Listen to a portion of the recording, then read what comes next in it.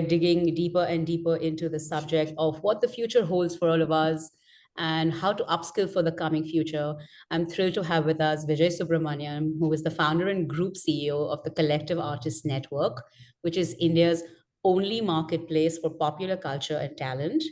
Vijay Subramaniam has been running this firm for many years. He actually was an engineer and decided to not pursue the on campus placement cycle like many people and decided to branch out on his own and set up something that he's truly passionate about.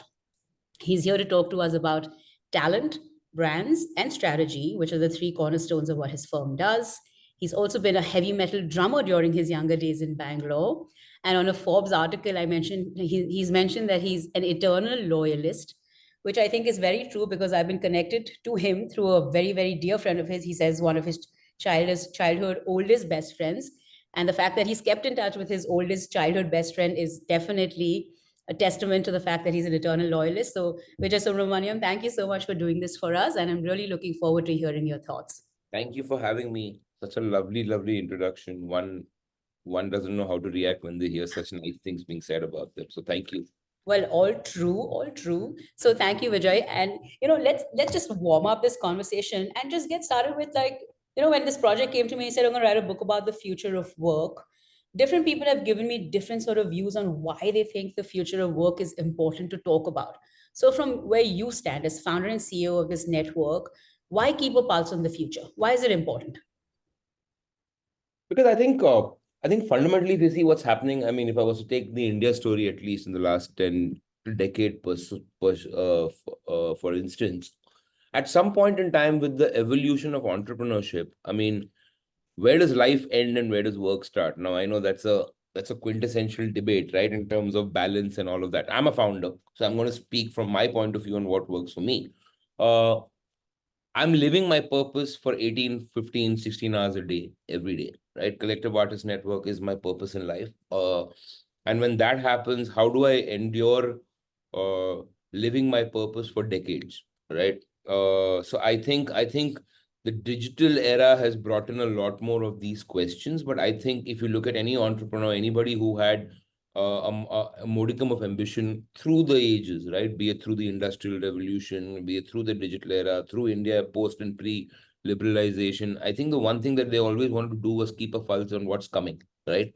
I'm a keen believer in mentally living 3 years ahead, but physically living in the today. So that's why for me, it's very inbuilt. And in fact, a lot of the businesses that I've landed up building over the last 5 to 6 years have been purely on the basis of, this is what I believe will happen in the industry, in the business. This is how people are going to evolve over the next decade, and kind of mapped my journey on those punts. Some of them have paid, some of them haven't paid, but I think you have to keep an eye. If you're waking up every morning and spending 80% of your day or 70% of your day working, why will you not want to future proof yourself?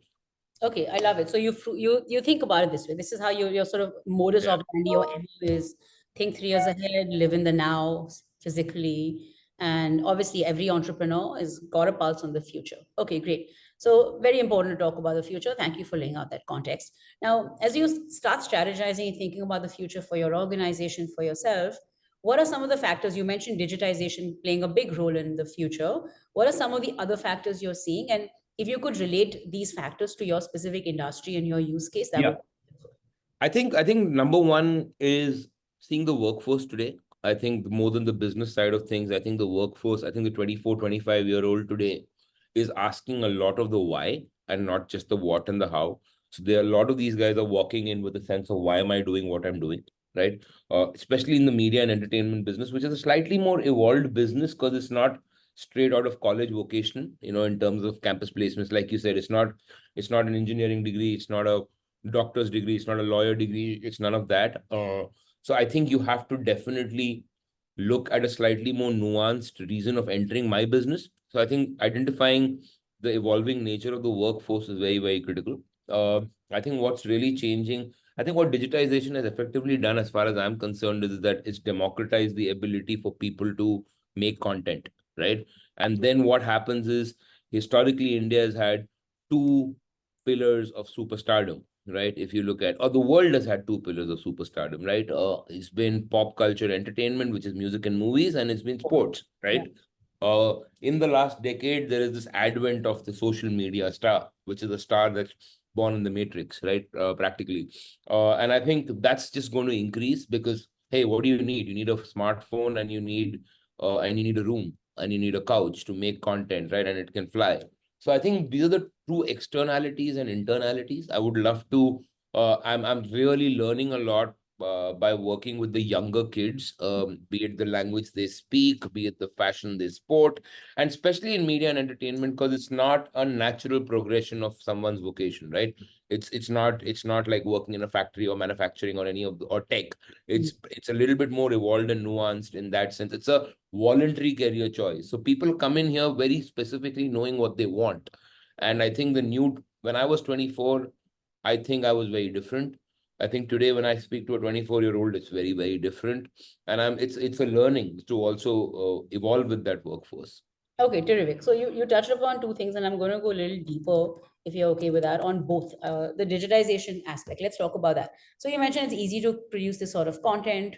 Anyone can be a content creator.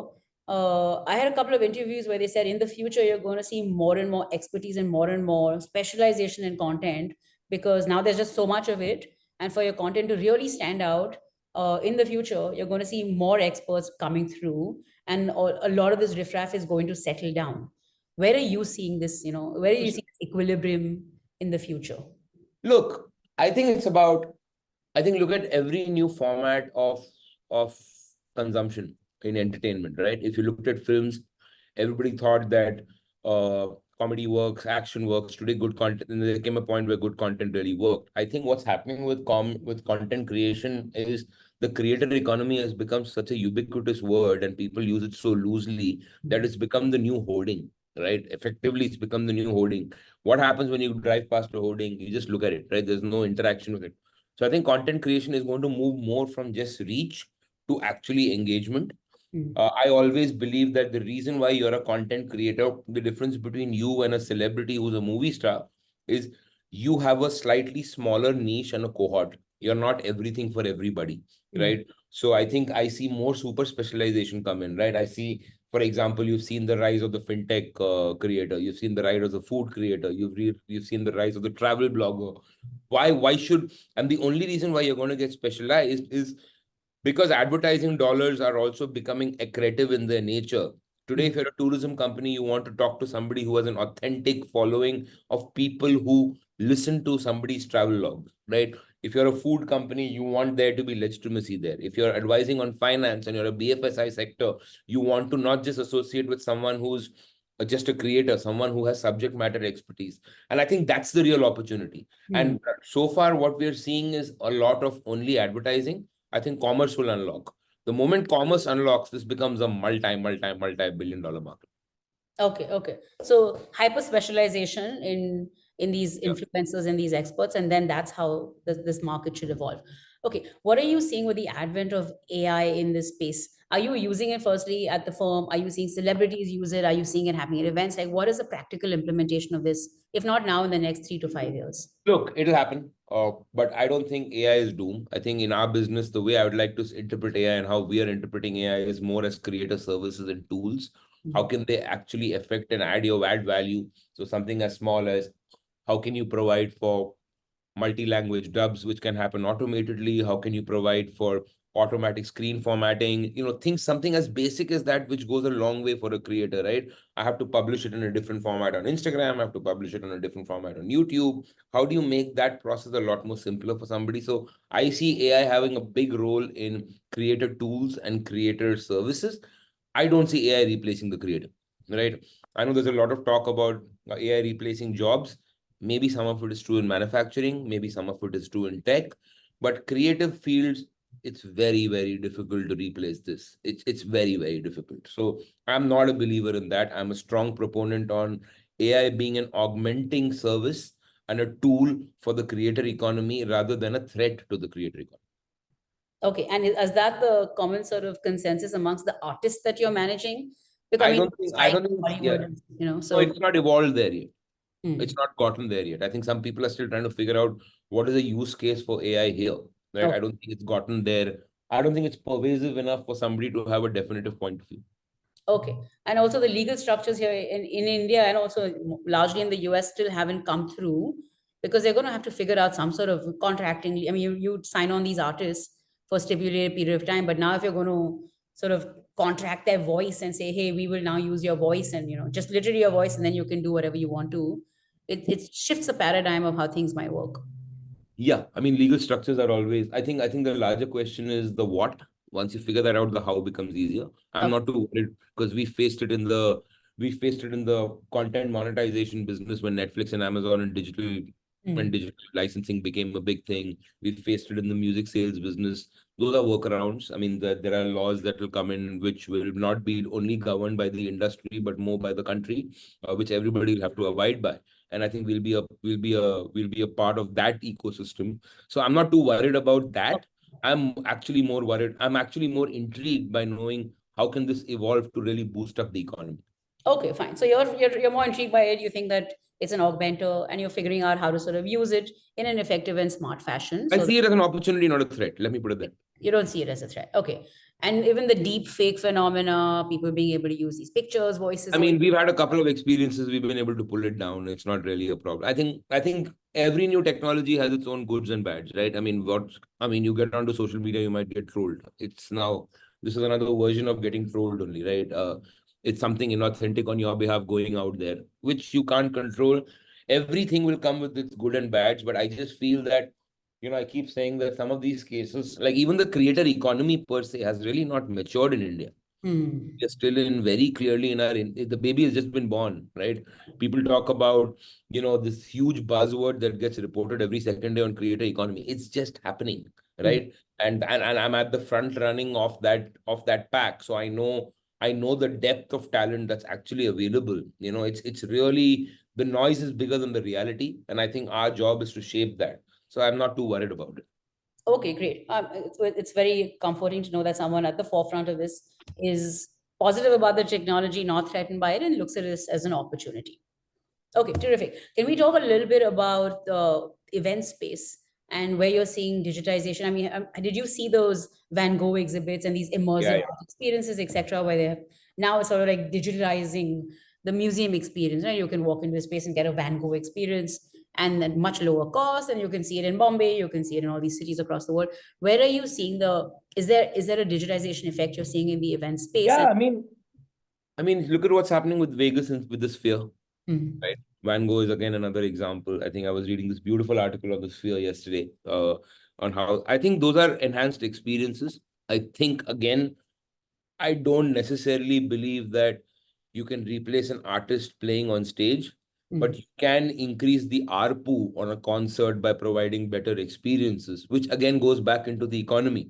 So the way I see it, more Van Gogh experiences, more spheres, more tech-enabled venues, more tech-enabled events, the better it is for the event and the artist community and the performer community. Because the performer community has been doing the same stadium gigs and the same hmm, one night stands and open mics for the last 30, 40 years. How do you keep that more interactive? How do you, I mean, that's really, how do you enable today, if I'm a performer and I'm in a position to also sell my merchandise and my products through better immersive experiences, why will I not do that? So I'm actually hoping that we have many more of these. I'm actually hoping that, see, technology has disrupted a few things. Like traditional advertising is dying, traditional event management is dying. But what's also dying, going back to your first question about not keeping in the future, it's those incumbents who've not been able to adapt to see what's coming in. They are hmm. the ones dying, right? It's not like the new guys. Events is not dying.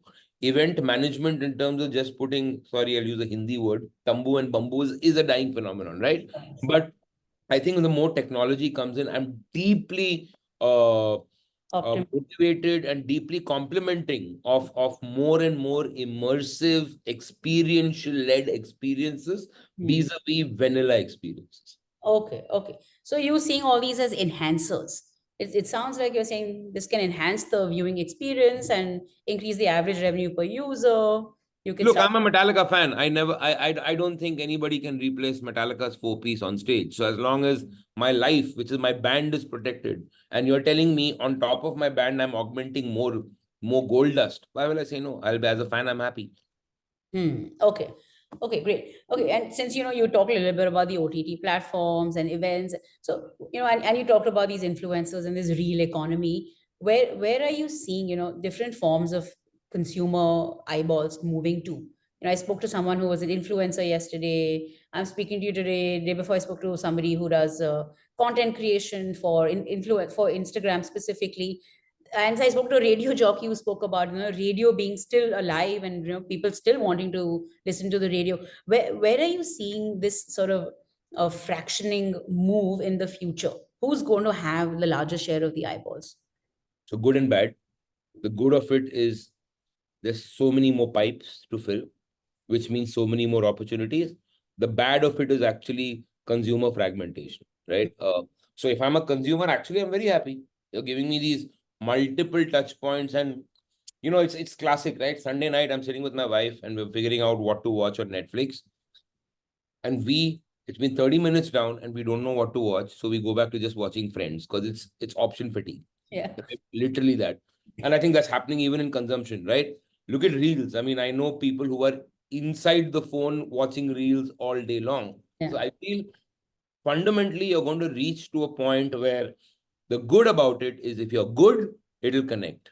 If you're average, it'll just about reach. If you're subpar, nobody will see it. That's the good about it, which means the creation of content has to considerably scale up. The good for the consumer is, hey, listen, the power is with me. I can go to many places right now. The bad about it is, actually, there's no bad. The bad about it is the time that it will take for the winners to kind of immerse up and for the losers to settle down. I don't think radio is dying. I don't think any format is dying. I think the way those formats are interpreted is dying. If radio continues to do the same old way of enhancing radio and they don't have a visual format to radio, right, that comes in sooner rather than later, radio will also have, today it's a choice between, for an urban dweller, it's a choice between Spotify, podcast, and radio, right? What are you going to take on, right? So I think that's a good problem for me as a consumer. It's a very bad problem for the media owner. So I think what this will do is it will sharpen media owners to become better with their content, which is actually good. So I actually like the fragmentation because it's a challenge.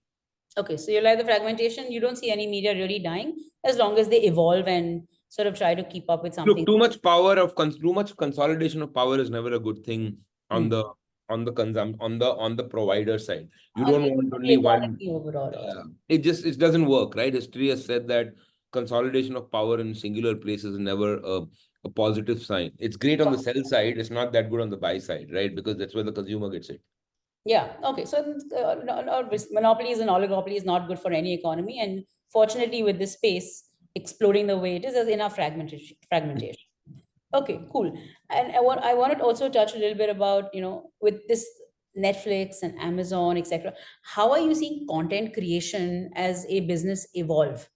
What is going on in this space? Is this going to be long format film, short format film, 30-second reel? Where is this content creation dust going to settle?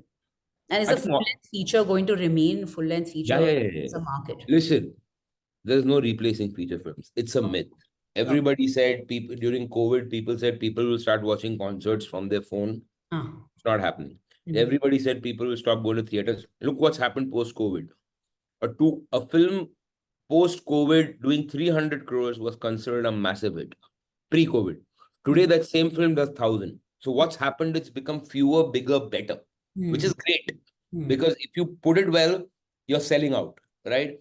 You have 9,000, 10,000 screens in the country. They're going almost full capacity on a really big film. If you're a subpar film, nobody gives a shit. They wait for 8 weeks for it to come onto your platform. Yeah. Watch it on OTT. That's on the theatrical. So theatrical is not dying, right? This is a age-old myth that media has been reporting post-COVID. Numbers don't stack up, right? You have films that are doing 1,300, 1,400 crores. You have global films that are doing like Mario did more than $1 billion. Top Gun Maverick did more than $1 billion. I mean, these numbers are not small, so they ain't going anywhere. That's point Okay. one. Okay. I think what will happen from an India POV is I feel the quality of writers will improve because these pipes need to be filled, right? Hmm. I think the problem that we've been facing as a country is we've been having serious writer fatigue. right? I don't think you have enough writers in the country. And I think what OTT will do is it'll enhance that, because you'll have to, as opposed to a country which was, say, hypothetically making 400 pieces of content, now you're making 4,000. So the only way you can make up for that delta of 3,600 pieces of content is having more creators and writers coming in. That's going to really, really impact. I think a lot of the creator economy is going to shift to OTT, which has already happened. We've already done a bunch of it. We are again pioneering in that space per se. Uh, Social media is just going to be where it's at. Yeah. I mean, tomorrow Meta and Google come out with another new format. People will start populating the new format. Right. It's literally that. I don't think social media is a threat. I think social media is just a UGC cesspool of billions of people making content. But I think streaming has done that. Streaming has provided the people who cannot make it to the big screen an opportunity in the small screen. Yeah. So I think the graduation for me is, you make good content on social media, you pop it on OTT. If you become a star on OTT, you may get the budget to mount a film. That's really the pyramid. That's the hierarchy. Okay, cool. Okay, thank you for explaining that pyramid. Very, very clear on that front. And now that you touched upon a few careers and you said, we do need writers. That space is sort of lacking in this whole mix of events and media and all the things that you are overseeing. What sort of new careers are you seeing emerging? Where is the real demand for, and from your perspective? So I think microtransactions with micro and nano creators, which is coming up quite a lot. I think the new demand is also coming. It depends on sectors, right? You see a lot of sectors that are providing jobs in the media business, right? Traditionally, BFSI was not a sector, but now it's become a big sector. Clean tech was not a sector that gave jobs. Clean tech has become a sector that's given jobs. I think what's really not developed though in India, which I would like to see fast track a lot more, and I'm trying to figure out with my team how to double down, is what is the incentive for a college kid today to become a screenwriter, right? That's a significant gap in the country. I don't think you have enough stories being said which are really deep. No, not deep. Sorry, I don't think you have enough people to say deep stories, right? I think that's a significant gap. Also, because the incentive model in the industry is not good enough for you to become a writer, right?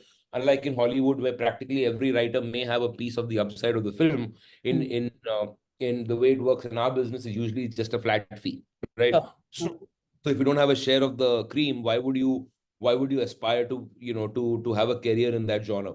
So I think that's one thing. So we're looking to disrupt a lot of those models. Again, goes back to your first question of 2040 workforce, 20 years. This is how the business has been run for the last 30 years. I'm not interested to run a business that's run on a status quo for 30 years. So I'm looking to develop newer models in this. Okay. So in from your space, writers definitely you're saying is one big gap. Anything else, as the trend is shifting? It's all growing. There's no gap. We need more people. You need I more. feel, yeah, I don't think there's a gap. I think the gap today is of enough skilled talent. So I think that today the demand is greater than the supply. That's the problem. You think the demand is greater than the supply? 100%. 200%. In what specific jobs? Like what should these kids be skilling for? I fundamentally, for example, today, what do you want to do on the creative field? Let's look at it for a minute, right? Can you just be a good copywriter today to provide brand solutions? No. You need to know tech. You need to know what's happening. So I'm again breaking this internal and external. When I'm hiring people, today, the job of an agent is no longer just getting deals. The job of an agent is to think holistically in the new landscape of media, right?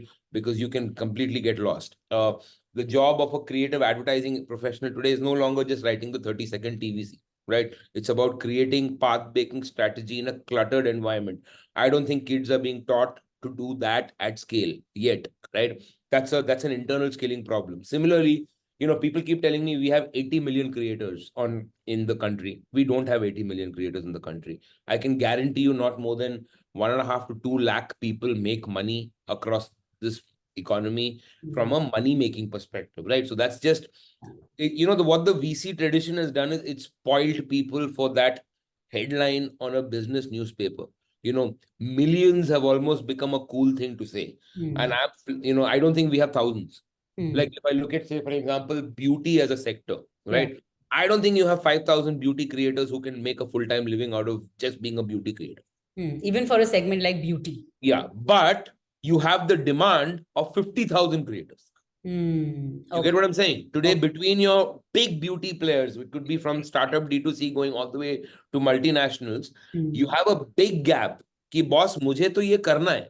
But Hmm. I don't think there are that many people who can provide that information. You look at tech, I think there are a handful of good tech creators, Hmm. right, in the country. So I'm saying the supply is the demand is so large Okay. that at Collective, my only thing is to build. So here's my vision statement to Collective in the next 18 months is I want to provide 100,000 jobs. Very simple. Not a million jobs, not 10 million jobs, because I want to go impress some venture capitalists. I Sure. actually want to make an impact. I want to give 1 lakh people jobs. Hmm. That's really it. And it's a big number. It's not a small number because that's not there. Okay, 1 lakh people is a big number. You want to give these jobs, and the country is full of young people, right? It's like 50 people under the age of 25, as you know. So, what should they be doing? If they want to get hired by Vijay Subramaniam, what should they be doing in terms of skilling? I think I think two things have a very distinct point of view. Uh, I think hierarchical based hiring should be dead. If it's not dead already. I'm more than welcoming for kids to come up and have a very, very distinct and contrarian point of view and not just be yes men. I think that culture in India has to die. It's not yet dead. Even in the media business, it's not dead. Even with millennials, you're not seeing that change, even with this Gen Uh, Z. I am, but again, the truth of the matter is, see, yeah, the bigger problem is it's going on extremes. Hmm. Either you have absolute, people who are totally woke, Yeah. right, for the lack of a better word, Or or you totally have, old school sacrosanct. yeah, it's that mid spot, right? Not everything is an extreme. Hmm. So I think for me, that's what I told you. For me, the 24, 25-year-old is okay. Let me put it this way: what do I look at in my hires today? And Hmm. this is my only. So I don't do CVs. I You don't. want to I've see. not read. I've not read a CV in my life. I will not read CVs. I Okay. only hire basis energy. Right. For me, the only thing I will look at in a hire is realism. Can you have a real conversation? Like Hmm. I'm having a real chat with you, right? Okay. So I have a job, no, at Can when I need it. 100%. Okay, just kidding. Okay. If I can afford a Harvard graduate in my little company, 100%. No, so I think realism is lacking. That's the number one thing, and one can see through bullshit quite easily. Sure. Okay, so realism, fine. But now, it's like these colleges and schools in India, right? You're very familiar with the whole educational landscape here. So if you were to go advise these education institutions, these colleges saying, boss, I want to hire one lakh people, skill them for me. What should these colleges be doing? What should the government be doing? What are you seeing as industry, overall economy factors to influence this sort of skilling? So it's very simple. I think startup rose because you had Startup India, Digital India, Make in India. You Hmm. had those initiatives where you had shops. Uh, we need to get to a point where, and it is happening. I mean, we did the National Creator Awards. The PM acknowledged that economy last week when he came out very boldly. When I say we did it, as in India did it, Sure. right? And he came out there and acknowledged the National Creator Awards, which was a big, big moment, which Hmm. was a validation ki boss, ye business It's hai. a now recognized sector. Now it's recognized, right? So I think what we need to do is build more facilities, right? So can we have more infrastructure? What do I mean by infrastructure? You spoke about AI. To make content out of being a chef, right? Can you have more production infrastructure? So, for example, more film cities where you have studio setups with green screens where guys can come and make content and go back, right? So, I think infrastructure is a key play. I'm hoping it gets there. And most critically is how do you how do you back, like I think initiatives like Make in India, Vocal for Local, and some of the stuff happening and cross border government based relations, how can you start exporting and importing talent, not just on tech, not just on engineering and manufacturing, but also on content? Hmm. And I think that will happen, right? Today, for example, if you do hypothetically a big summit between the Middle East and India, and Hmm. you have a lot of Indian creators going there and capturing those pieces of content, that's also great. I mean, the National Creator Awards did that, Hmm. right? It got some kid making content in Ayurveda to be recognized, right? That kid will immediately get a job today. Hmm. He'll immediately get one of the herbal brands to come and back him or something like that, right? And I feel a lot of microfinancing to Hmm. these creators. So if you're a Dabeli owner, like for example, the guy who made chai with Bill Gates, Yeah, yeah. he's become a creator. If you give him 10 lakh rupees and say, boss, now do your shop, Hmm. but create content. That kind of microfinancing outside of businesses to individuals who create content. Okay, okay. Wow, okay. So that's a lot of ideas for the government. Create the infrastructure. It sounds like you're saying create these conduits, create channels, open up these channels for more and more people and recognize the industry, Yeah. which they have already started doing. Yeah. So this is from a government perspective. From a skilling perspective, if you were to advise colleges, what would you tell them to do? Courses in content, Courses in actual content. courses in content. We don't have it. Means like actually teaching them how to create the content, the technicalities, the creative process. Yeah, no, I'm even going to the extent of, okay, so let me break it down into specifics. It's not the FTI situation, right? So for example, learn how to analyze your social media data. Hmm. So my content peaks between 4:30 p.m. to 6:30 p.m. on Instagram, between 10 a.m. and 12 p.m. on YouTube Shorts. So if I'm putting out a reel, I will put it here. When I do 30 seconds reel against a backlit background versus a real background, Wow. what? So actually teach them, Okay. right? Actually get like a creator to teach, because everybody says content creation matlab writing, photography, lighting, camera. No, that's not it. How do you, so you can't teach a better food creator to make better food, because that's why he's there. But you can tell him how to make that food content look better. Aesthetics, vocation, communication. You don't have to know English. You can do it in Bhojpuri if you want. But this is how you need to communicate. Get them AI tools, right? Do they even know how can they integrate software and edit suites onto their content, which is not necessary. So things like that, actual vocational exercises on colleges. Okay, so you're saying very practical, very hands-on. Practical, not foo-foo policy, educational policy, nothing. Content banana hai. First, start by knowing what you want to make, how you want to make, do guest lectures, speak with people. Don't just speak with content creators. Speak with people like us who will tell you what sells, right? Get, for example, a Unilever to come onto your campus and not just give campus placement. Give 100 branded campaigns to 100 students in your campaign. Are you understanding what I'm saying? Not just the I want a practical experience. You're saying practical get experience. them hands-on, get their hands dirty while they're still at college, so they learn this. Okay. Are you seeing any sort of interdisciplinary education is important? Do you think the content guys need to have a pulse on tech, environment, different fields, or do you think was आप content बनाना आप content सीख लो? नहीं यार, I think it's like an actor. It's like Hmm. a sportsman. They will have to self-evolve themselves. But play to your niche. Play to your niche. Because Okay. I think in this business, if I may dare say so, being a generalist is a problem. The more specialist you are, the better it is. Okay, so deep expertise in whatever area you picked. Okay, and in the beginning, you started with this workforce trend, and now that we've spoken about the industry and tech, etc., let's talk a little bit about the evolving workspace. So Mhm. first, is the office going to become redundant? You're sitting in your office right now, post-COVID, hybrid, this, that, and the other. Where do you see this? Is the office space going to stay? Absolutely, yes. You're a believer in the office space. In fact, I proudly say I've removed hybrid. I proudly say. You will not It's move. in my business here, which is the people business, it's media, it's entertainment. It's about sitting in your canteen and having a cup of coffee and saying, listen, I got this idea, because it doesn't work. Like, it just does not. In my book, I am not a believer in work from home. And I say it with zero apology. I did a town hall where I said boldly, I'm proudly announcing that you all have to come back to work. No more hybrid work. Acha, wow. Okay, so you're such a firm believer, huh, in this Yeah. workspace.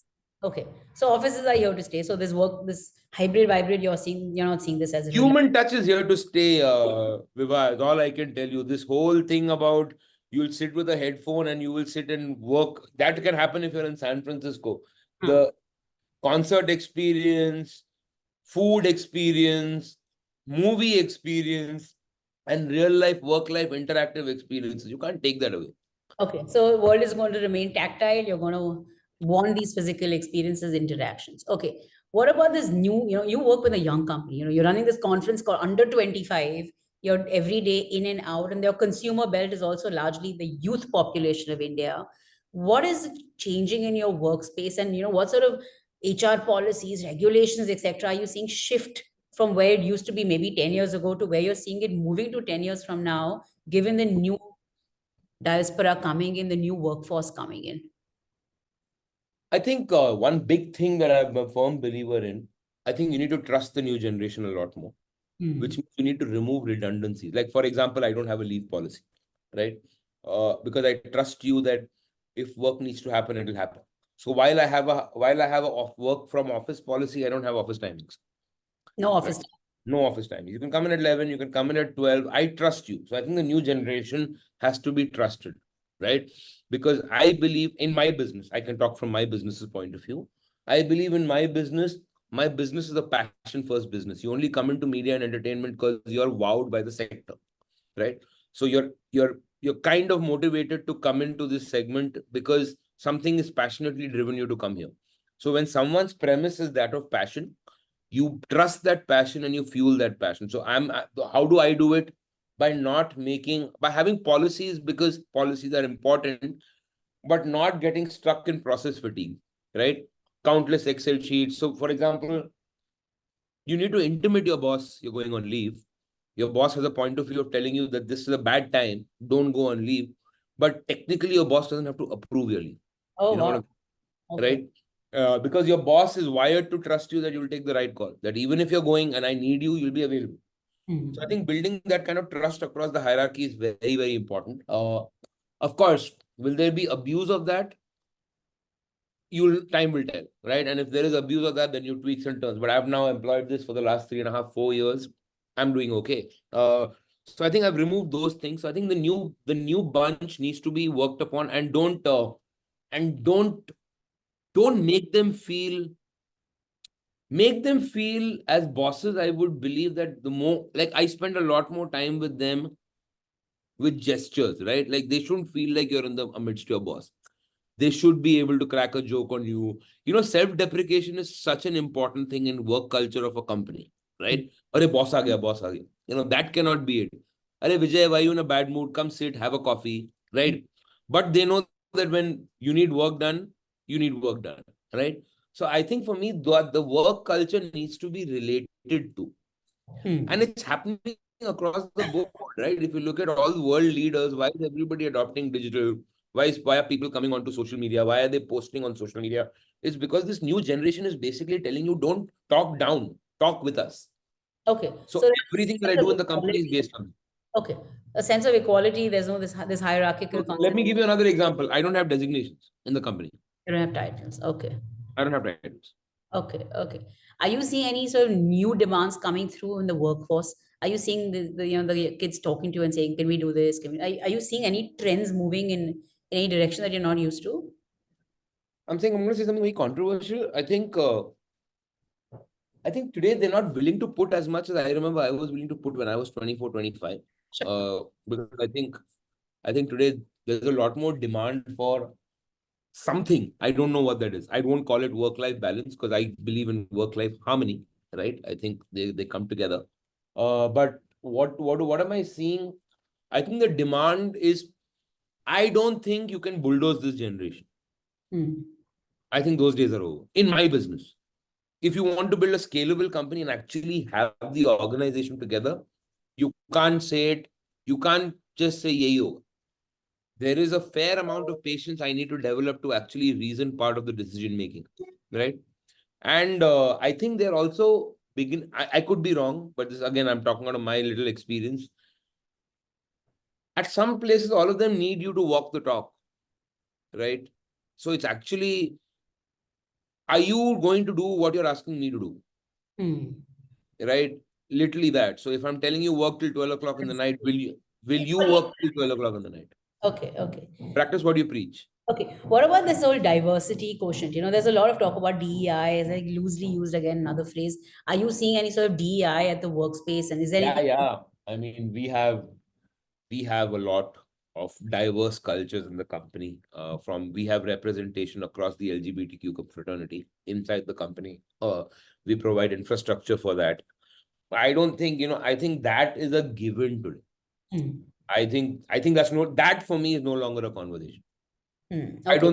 don't think today you can Not build even a a company. conversation. Yeah, Okay. yeah, it's not a con. I mean, you are living under a rock if you believe that that still requires that policy is not doesn't have to be made. It is done. Now it's about you keeping up with it. It's like the internet. You can't turn around and this inclusivity is no longer a feel good. It's a must have. Okay, I like that. That's a pretty dramatic statement to make, and I hope a lot of leaders think like you. Okay, last, as we close this conversation around, is there in your head, for 10-year, sort of putting on your sci-fi hat, is there a 10-year vision in the future where you say, hey, look, this is a utopia. This is like a really positive, sort of scenario of where the world could be, and you have a doomsday scenario where you're like, man, this could be where the world ends up. There's so much happening in climate, space discovery. So is there a doomsday scenario in your head? I don't have a doomsday scenario because I believe that uh, you operate from a place that you can lose everything tomorrow morning. So that's what keeps your ambition going on an everyday basis. So I live my doomsday every day. So I don't have a scenario of a doomsday, and I work bloody hard to ensure that I'm better today than what I was yesterday. Because tomorrow morning I'll be afraid of something, right?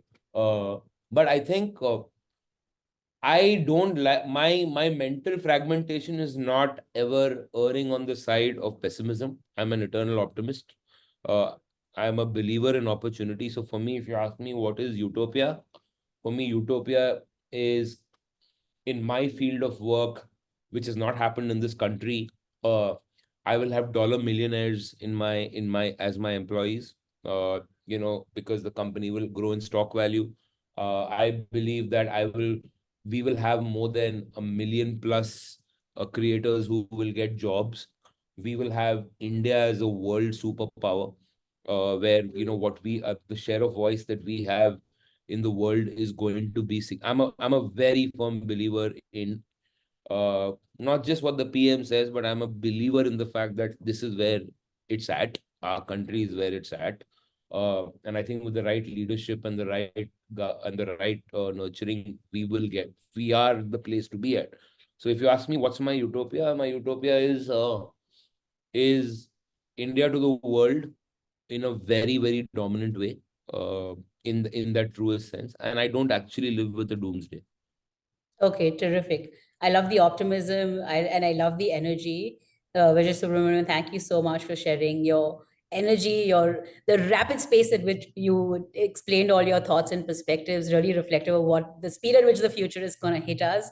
Thank you. Love your energy, love your optimism, and really just a very pragmatic, hands-on approach to how you live your life.